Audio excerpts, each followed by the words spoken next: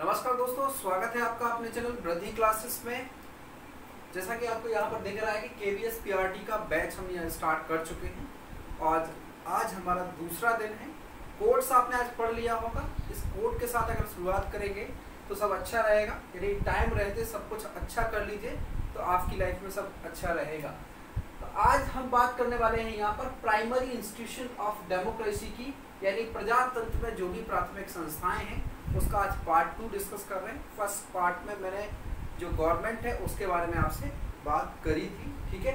तो उसमें हम पढ़ चुके हैं यूनियन गवर्नमेंट के बारे में, ठीक है, स्टेट गवर्नमेंट के बारे में, और उसको मैं थोड़ा और एक्सप्लोर करूंगा। लेकिन पहले हम एक बार ओवरव्यू कर लेते हैं और सेकेंड पार्ट में मैं आपको आज लोकल गवर्नमेंट पढ़ाने वाला हूँ, ठीक है। तो यहाँ पर आज हम पढ़ेंगे लोकल गवर्नमेंट के बारे में और ग्रोथ क्या है उसकी, और लोकल गवर्नमेंट इंडिपेंडेंट इंडिया में किस तरीके से वर्क करी या करती है, ठीक है। तो सबसे पहले बात है कि लोकल गवर्नमेंट की जरूरत क्या है, इसको समझते हैं। राम एक मोहल्ले में रहता है और क्या हुआ है कि उसके मोहल्ले की लाइट जो है, स्ट्रीट लाइट, वो खराब हो गई। अब राम को क्या करना चाहिए? मोहल्ले की स्ट्रीट लाइट खराब हो गई, लोग रात में आ जा रहे हैं तो उन्हें प्रॉब्लम हो रही है आने जाने में, और पास में एक बहुत बड़ा नाला है और जिसकी वजह से एक दो लोग जो है लाइट ना आने की वजह से उस नाले में गिर चुके हैं। तो एक बड़ी प्रॉब्लम बन गई है। रात में क्या है कि जो भी आता है ध्यान नहीं देता तो वो गिर जाता है।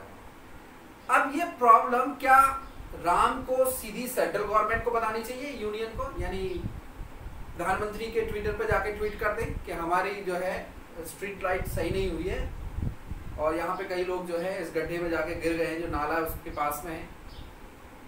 तो ऐसा तो पॉसिबल है नहीं कि प्रधानमंत्री जो है आके आपका जो है स्ट्रीट लाइट सही करवाएंगे। फिर क्या स्टेट गवर्नमेंट को कह सकता है? तो स्टेट गवर्नमेंट को भी नहीं कह सकता। तो किसको कहेगा वो उन लोगों को कहेगा जो उनके बीच के हैं। और उनके बीच के लोग कौन? क्या सबसे कह देगा इस बात को कि भाई स्ट्रीट लाइट खराब है, सही करा दो? देखो, पर्टिकुलर जिस जगह पे रहता होगा, कोई लोकेशन होगी, कोई लोकेलिटी होगी जहाँ पे वो रहता है, और जिस जगह पे वो रहता है उसका कोई ना कोई तो एक कह सकते हैं पार्षद होगा, या कह सकते हैं उस वार्ड का कोई मेंबर होगा। तो यहाँ पर जो लोकल पर्सन है या जो लोकल प्रॉब्लम्स हैं उनको सॉल्व करने के लिए एक गवर्नमेंट बनाई गई जिसको हम कहते हैं लोकल गवर्नमेंट। तो स्ट्रीट लाइट को ना तो सेंट्रल गवर्नमेंट आके सही करेगी ना स्टेट गवर्नमेंट आके सही करेगी। उस वार्ड का जो मेंबर होगा, जिस लोकेलिटी में वो रहता है, राम अपने मेंबर को बोलेगा, और मेंबर जो है नगर पालिका या नगर पंचायत से जो संबंधित है या ग्राम पंचायत हो सकती है, उसमें इस बात को रखेगा और फिर उसको सही कराया जाएगा। तो बात मेरी कहने का मतलब ये है कि बहुत सारे काम ऐसे हैं, बहुत सारी जरूरतें ऐसी हैं जिनमें हम डायरेक्ट केंद्र सरकार से यानी सेंट्रल गवर्नमेंट से या स्टेट गवर्नमेंट से मदद नहीं ले सकते। उनके लिए हमारी ऐसी छोटी छोटी मदद के लिए गवर्नमेंट बनाई गई है। वो कौन सी गवर्नमेंट है? लोकल गवर्नमेंट है या स्थानीय सरकार, यानी जो लोकल प्रॉब्लम्स है उनको सॉल्व करने के लिए किसको बनाया गया है? स्थानीय सरकार। अब यहाँ पर बात करते हैं क्या, जैसे हमने अपना कॉन्स्टिट्यूशन है, उसमें कॉन्स्टिट्यूशन में अगर हम बात करें फंडामेंटल राइट्स की, यानी जो हमारे मूल अधिकार हैं, फंडामेंटल ड्यूटीज हैं, और कह सकते हैं उसमें बहुत सारी चीजें हैं, बहुत सारे आर्टिकल हैं, चाहे वो स्वतंत्रता को लेके हो, चाहे राइट टू स्पीच को लेके हो, और चाहे आपका राइट टू वोट को लेके हो, राइट टू एजुकेशन को लेके हो। सारे के सारे जो हमारे आर्टिकल हैं वो कहीं ना कहीं से लिए गए हैं, या कह सकते हैं हमारे जो संविधान के पार्ट्स हैं वो कहीं ना कहीं से लिए गए हैं, ठीक है। तो क्या स्थानीय गवर्नमेंट जो है, लोकल गवर्नमेंट का कॉन्सेप्ट भी कहीं से लिया गया है? तो ऐसा बिल्कुल नहीं है। मैं आपको बता दूं, देखिए, जो लोकल गवर्नमेंट है या स्थानीय सरकार, ये आज से नहीं है। ये आप ऐसा समझ सकते हैं कि जो भी हमारे वेद पुराण रहे हैं उनके समय से लेके, या हमारी जो रामायण है, महाभारत है, उसके समय में भी लोकल गवर्नमेंट हुआ करती थी। और ये इस तौर पर हुआ करती थी कि उनके दरबार में एक सभा होती थी, असेंबली जिसको हम कह सकते हैं, जहाँ पे जो उसके कुछ मिनिस्टर्स होते थे जिनको मंत्री कहते थे, और वो जो है लोगों की वहां पर बैठ के प्रॉब्लम सुनते थे और अलग अलग लोगों को, जैसे आज वित्त मंत्रालय यानी फाइनेंस मिनिस्टर होता है, फाइनेंस डिपार्टमेंट होता है, इसी तरीके से उस समय भी हुआ करते थे। तो ये जो है लोकल गवर्नमेंट कहीं से भी नहीं ली गई, ये पहले से एग्जिस्ट करती थी। लेकिन बात किसने करी, देखिए क्या है कि राजा जब थे, राजाओं के जमाने में हुआ करती थी, उसके बाद अंग्रेजों ने आके हमारे यहाँ कब्जा कर लिया, ठीक है, हम गुलाम हो गए। तो गुलाम होने के बावजूद भी अंग्रेजों ने यहाँ पर कुछ सुविधाएं दी हैं। देखिए उन्हें सुविधाएं तो देनी पड़ती क्योंकि उन्हें यहाँ पर राज करना था। ऐसा तो था नहीं कि हर वक्त जो है लोगों को मारते ही रहते, क्योंकि जब ऐसा होता कि अब गुलाम हम बन ही गए थे और करीब 150 साल हम उनके गुलाम रहे हैं, तो अब जब गुलाम तो थे लेकिन वो हमें कुछ सुविधाएं देते। तो सबसे पहले यहाँ पर जो लोकल, जो स्थानीय लोग थे, उनकी समस्याओं को समझने के लिए बहुत सारे अंग्रेज अधिकारी आए, लेकिन उनमें से एक जो अंग्रेज अधिकारी थे वो थे लॉर्ड रिपन, जिन्होंने सबसे पहले लोकल गवर्नमेंट के बारे में सोचा कि इंडिया में लोकल गवर्नमेंट होनी चाहिए, और वो 1882 में उन्होंने सबसे पहले लोकल गवर्नमेंट की बात की। ठीक है, देखिए लोकल गवर्नमेंट को बहुत सारी कंट्रीज में है लोकल गवर्नमेंट, और मैंने बताया कि अपने यहाँ जो था पुरातन समय से ही लोकल गवर्नमेंट हुआ करती थी, रामायण और महाभारत के समय से। तो लोकल गवर्नमेंट को बहुत सारी कंट्रीज में लोकल बोर्ड भी कहा जाता है। ठीक है, और 1882 में सबसे पहले ये इनिशिएटिव कह सकते हैं, या इसकी शुरुआत जो है लॉर्ड रिपन ने की, और उन्हें लगा कि इंडिया में भी लोकल गवर्नमेंट होनी चाहिए। इसके बाद देखिए 1882 में लोकल बोर्ड या लोकल गवर्नमेंट के लिए सबसे पहले लॉर्ड रिपन ने बात की। ठीक है, उन्होंने बताया कि लोकल गवर्नमेंट होना चाहिए इंडिया में। इसके बाद इंडिया का एक एक्ट आया, गवर्नमेंट एक्ट ऑफ इंडिया 1919, यानी जो भारतीय संविधान एक्ट है या अधिनियम है, भारत सरकार अधिनियम 1919 आया। ठीक है, उसमें यह बात की गई कि स्टेट चाहे, जो भी स्टेट चाहे वो विलेज पंचायत बना सकते हैं।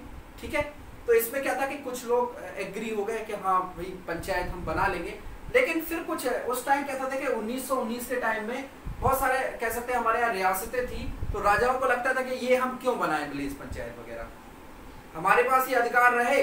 लेकिन उस टाइम क्या था कि देखो अंग्रेजों का अधिकार हो तो गया था इंडिया पे, लेकिन कुछ जगह जो है राजा ही चाहते थे कि रेवेन्यू उनके पास आता रहे और अंग्रेजों के पास भी जाता रहे। ऐसे में क्या था कि देखो विलेज पंचायत का उन्होंने उतना इंपॉर्टेंस नहीं समझा, और कह सकते कि गवर्नमेंट एक्ट ऑफ इंडिया फिर आया 1935 में, भारत सरकार अधिनियम आया 1935 में। तब तक ये था, व्यवस्था चलती रही, विलेज पंचायत कुछ जगह बनाई गई और कुछ जगह नहीं बनाई गई। कुछ लोगों ने इंटरेस्ट लिया, कुछ लोगों ने नहीं लिया। उसके बाद 1960 में कहा गया कि भाई विलेज पंचायत बनाई जाए। ठीक है, ये कब कहा गया मैं आपको बता दे रहा हूं, इसके पहले आप समझ लेते हैं यहाँ पर कि 1919 में अधिनियम आया, भारत सरकार अधिनियम, जिसमें बात कही गई कि गांव में जो है ग्राम पंचायत या विलेज पंचायत होनी चाहिए, और फिर ये 1935 तक जारी रही। ठीक है, तो ये क्या थी कि हम कह सकते हैं इसको कि ये ग्रोथ थी लोकल गवर्नमेंट की। ठीक है, ये लोकल गवर्नमेंट की ग्रोथ रही इंडिया में इस तरीके से कि 1882 में सबसे पहले उन्होंने बात करी। ठीक है, फिर 1919 में एक्ट आया भारत सरकार अधिनियम, फिर 1935 तक भी चलता रहा ये सब। उसके बाद था कि स्वतंत्र भारत में लोकल गवर्नमेंट कैसे आए। देखिए हमें पता है कि 1947 में हमारा भारत जो है आजाद हो गया था, अंग्रेज यहाँ से चले गए थे, तो अब अंग्रेजों का कोई अधिनियम यहाँ पे काम नहीं कर रहा था, हम लोगों को अपने लिए खुद ही सेट ऑफ रूल बनाने थे। ठीक है, तो 1960 में सबसे पहले ये जरूरत फील हुई कि चलो विलेज पंचायत होनी चाहिए। ठीक है, एक इनिशिएटिव चलाया संसद में कि विलेज पंचायत बनाई जाएगी। कुछ राज्य थे जैसे गुजरात, महाराष्ट्र थे, और भी राज्य थे, उन्होंने विलेज पंचायत बना ली, यानी कह सकते ग्राम सभा बना ली। और उसके बाद क्या हुआ कि कुछ लोगों ने बना ली और कुछ दिन के बाद उसको डिसॉल्व कर लिया, भंग कर दिया, आपस में मिला लिया उसको। स्टेट गवर्नमेंट ने अपने आप उसको, जो भी लोकल गवर्नमेंट थी उसको अपने आप में शामिल कर लिया। ठीक है, और कुछ राज्यों में ये चलता रहा। ठीक है, फिर क्या हुआ कि यहाँ पर ऐसी चीजें जब हो रही थी तो इसको हम ऐसा समझ सकते हैं कि स्टेट गवर्नमेंट कभी नहीं चाहती थी, जब यहाँ पर मैं बात कर रहा हूँ कि विलेज पंचायत कुछ जगह पे बनाई गई कुछ राज्यों में, और कुछ राज्यों ने जो है इंटरेस्ट नहीं दिखाया, वहाँ के जो राज्य थे मतलब कुछ राज्यों ने, राज्य सरकारों ने विलेज पंचायत को अपने आप में डिसॉल्व कर लिया, मिला लिया। ऐसा इसलिए था, मैं आपको बता दूं, क्योंकि राज्य कभी नहीं चाहते थे, स्टेट गवर्नमेंट कभी नहीं चाहती थी कि लोकल गवर्नमेंट सेटअप हो, यानी जो भी विलेज पंचायत हैं ये कभी बने। ऐसा क्यों है? देखिए क्या है कि जो स्टेट गवर्नमेंट है वो डिपेंड है सेंट्रल गवर्नमेंट पे, यानी उसको जो भी फंड की जरूरत होती है वो सेंट्रल की तरफ हाथ फैलाता है, ठीक है। अब अगर लोकल गवर्नमेंट बनती तो वो किस पर डिपेंड होती? स्टेट गवर्नमेंट पे डिपेंड होती। तो ऐसे में स्टेट गवर्नमेंट नहीं चाहती थी कि लोकल गवर्नमेंट बने और हमें उन्हें कोई फंड देना पड़े। तो यहाँ पर जो है कुछ राज्यों में अगर बनाई भी गई थी तो उनको जो है वहां पर स्टेट गवर्नमेंट ने अपने आप में डिसॉल्व कर लिया था, मिला लिया था, ठीक है। तो वो वहां पर विलेज पंचायत नहीं चल पाई। अब यहाँ पर समझते हैं कि गांधी जी का क्या व्यू था विलेज पंचायत को लेके या लोकल गवर्नमेंट को लेके।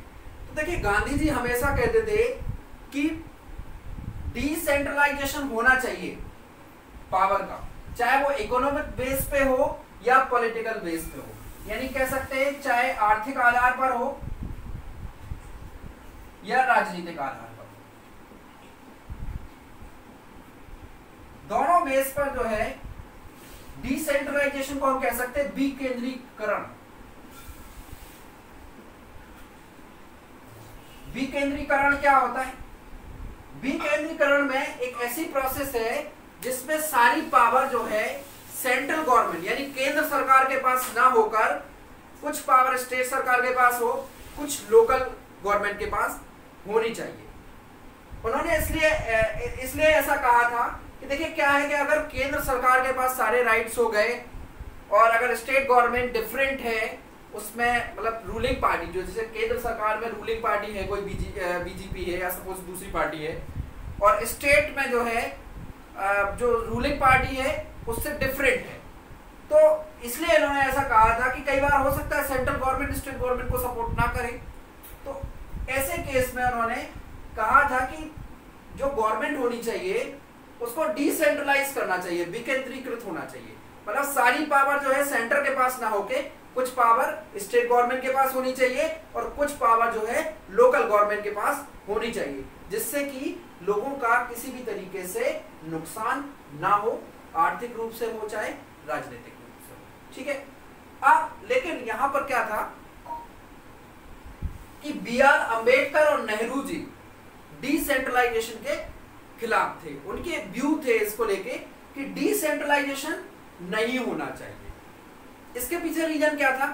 देखिए बी.आर. अंबेडकर और नेहरू जी का कहना यह था, उनका एक डर था कि जिस तरीके से कुछ लोगों के ग्रुप ने या कुछ लोगों ने ग्रुप बनाकर, छोटे छोटे ग्रुप बनाकर और फिर जो है अलग कंट्री की डिमांड कर ली थी या अलग स्टेट की डिमांड कर ली थी, तो उन्हें यह डर था कि अगर हम लोकल गवर्नमेंट को ज्यादा पावर दे देंगे तो क्या होगा कि हो सकता है कि जो ग्रुप ऑफ पीपल हैं या कह सकते हैं बहुत सारे लोग हैं वो एक समूह बना के अलग राज्य की या अलग देश की मांग करने लगे, जिस तरीके से मुस्लिम ग्रुप ने मुस्लिम लीग बनाया था 1906 में, जिसकी स्थापना की थी किसने? लियाकत अली ने, और उन्होंने जो है एक आजाद देश की मांग की थी और पाकिस्तान यहाँ से बन गया था। तो यहाँ पर बी.आर. अंबेडकर और नेहरू जी का एक डर था कि अगर हम लोकल गवर्नमेंट को ज्यादा यहाँ पर पावर दे देंगे तो हो सकता है कि ऐसे बहुत सारे ग्रुप जो है क्रिएट हो जाएं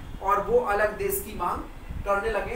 तो यहाँ पर देखिए गांधी जी तो डिसेंट्रलाइजेशन चाहते थे, लेकिन बी.आर. अंबेडकर और नेहरू जी डिसेंट्रलाइजेशन नहीं चाहते थे क्योंकि उनके अपने अपने व्यू थे। तो आज हमने यहाँ पर डिस्कस किया है कि लोकल गवर्नमेंट क्या है, लोकल गवर्नमेंट की शुरुआत कहाँ से हुई, ठीक है। तो यहाँ पर कुछ इंपॉर्टेंट हमने एक्ट्स पढ़े हैं, जैसे लॉर्ड रिपन का एक्ट हो गया, ठीक है, गवर्नमेंट एक्ट ऑफ इंडिया 1990 में बात हो गई, ठीक है, और इसके अलावा किस तरीके से ये ग्रो किया, ठीक है, इंडिया में, इसकी भी हमने बात करी है और इस पर भी आज डिस्कशन किया कि लोकल गवर्नमेंट इंडिपेंडेंट इंडिया में किस तरीके की थी। अब देखिए इसमें कुछ अमेंडमेंट है, उसके बारे में हम पढ़ेंगे। देखिए अमेंडमेंट कौन कौन से आए, देखिए संशोधन, अमेंडमेंट को कहते हैं हम संशोधन। क्या होता है कि जब भी कोई कानून बनाया जाता है या लॉ बनाया जाता है हमारे कॉन्स्टिट्यूशन में और फिर जब लगता है कि उसमें कोई चीज में कमी रह गई तो उसको क्या किया जाता है, सुधार किया जाता है, या जिसको हम अमेंडमेंट कहते हैं। तो यहाँ पर 2 अमेंडमेंट हुए हैं जो पंचायती राज सिस्टम या लोकल गवर्नमेंट से रिलेटेड है।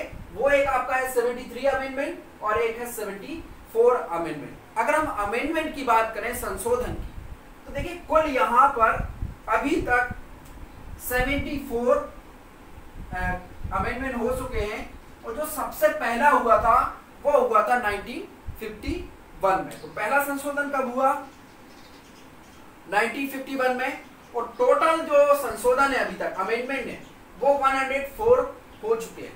आपसे क्वेश्चन पूछ सकते हैं कि लोकल गवर्नमेंट से संबंधित कौन सा संशोधन है, या कौन से संशोधन के तहत लोकल गवर्नमेंट बनाई गई थी, या लोकल गवर्नमेंट के लिए कौन सा संशोधन किया गया था। तो वो आपका है 73 और 74। और एक पॉइंट या और मैं यहाँ पर बताता हूं यहाँ पर आपको कि जो भी अमेंडमेंट किए जाते हैं, अमेंडमेंट करने की जो पावर है, या अमेंडमेंट जो है जिसको हम संशोधन कहते हैं, ये आर्टिकल नंबर 368 के तहत किए जाते हैं। यानी अगर कोई भी संविधान में संशोधन होना है तो इसका प्रावधान, या कह सकते हैं इसके लिए सिस्टम जो है आर्टिकल 68 को यूज किया जाता है जब भी कोई संशोधन होना है। यानी संविधान ने, कॉन्स्टिट्यूशन ने हमारे ये व्यवस्था की है कि अगर आगे चल के किसी कॉन्स्टिट्यूशन किसी आर्टिकल में चेंज करना है तो उसमें जो चेंजेस की रूल्स हैं वो आर्टिकल 368 के अकॉर्डिंग होंगे। यानी जो संशोधन है वो किस अनुच्छेद में किया जाता है, या संशोधन के लिए कौन सा अनुच्छेद है, तो वो आपका है आर्टिकल नंबर 368। तो आज हमने यहाँ पर सिर्फ 3 पॉइंट डिस्कस किए। होपफुली सेशन पसंद आया होगा। कुछ क्वेश्चंस की भी मैंने बात की है। जैसे एक पहला क्वेश्चन मैं बताया कि आपसे पूछ सकते हैं कि लोकल बोर्ड की सबसे पहले इंडिया में बात किसने की, ठीक है। तो आप बता सकते हो कि यहाँ पर 1882 में लॉर्ड रिपन ने की। आपसे पूछ सकते हैं कि विलेज पंचायत से रिलेटेड सबसे पहला एक्ट कौन सा आया, ठीक है। तो आप यहाँ पर देख सकते हैं गवर्नमेंट एक्ट ऑफ इंडिया 1919 में आया। कब तक चला, ये आपका 1935 तक चला, ठीक है। फिर आपसे पूछ सकते हैं गुजरात और महाराष्ट्र में विलेज पंचायत कब बनाई गई, तो आप देख सकते हैं यहाँ पर 1960 में बना ली गई। अब देखिए नेक्स्ट सेशन जो आएगा इस सीरीज का, उसमें मैं आपको 73 अमेंडमेंट क्या है, 74 अमेंडमेंट क्या है, किस तरीके से लोकल गवर्नमेंट के इलेक्शन होते हैं, क्या आरक्षण दिया जाता है, यानी रिजर्वेशन क्या होता है, विषय का स्थानांतरण किस तरीके से है, ट्रांसफर ऑफ सब्जेक्ट्स का, इसके अलावा इनका जो स्टेट इलेक्शन और फाइनेंस कमीशन होता है इसके बारे में हम डिस्कशन करेंगे। और इसके अलावा ये भी बताएंगे कि किस तरीके से 73 और 74 अमेंडमेंट इम्प्लीमेंटेशन हुए, मतलब इनको किस तरीके से लागू किया गया लोकल गवर्नमेंट में। तो नेक्स्ट पार्ट में इसकी सबकी बात करेंगे। और यहाँ पर देखिए मैं आपको बता दूं KVS PRT का ये एनवायरमेंटल स्टडी का सीरीज चल रहा है, ठीक है। तो आज मैंने आपको पार्ट 2 में जो प्राइमरी इंस्टीट्यूशन ऑफ डेमोक्रेसी है उसमें मैंने आज आपको लोकल गवर्नमेंट की इनिशियली जो पॉइंट्स हैं उसके बारे में बताया। तो इस तरीके से हम कुछ इंपॉर्टेंट पॉइंट डिस्कस करेंगे और आर्टिकल्स डिस्कस करेंगे जो आपके एग्जाम के पॉइंट ऑफ व्यू से इंपॉर्टेंट है। सिर्फ हम उसी चीजों को यहाँ पर कवर करेंगे। अगर आप फर्स्ट टाइम वीडियो को देख रहे हैं तो चैनल को सब्सक्राइब करके बेल आइकन का बटन दबा लीजिए, जिससे जब भी कोई नया नोटिफिकेशन आए या जब भी मैं यहाँ पर वीडियो डालूं और आपको वहाँ पर जो है तुरंत उसका नोटिफिकेशन मिल जाए। Thanks for watching this session.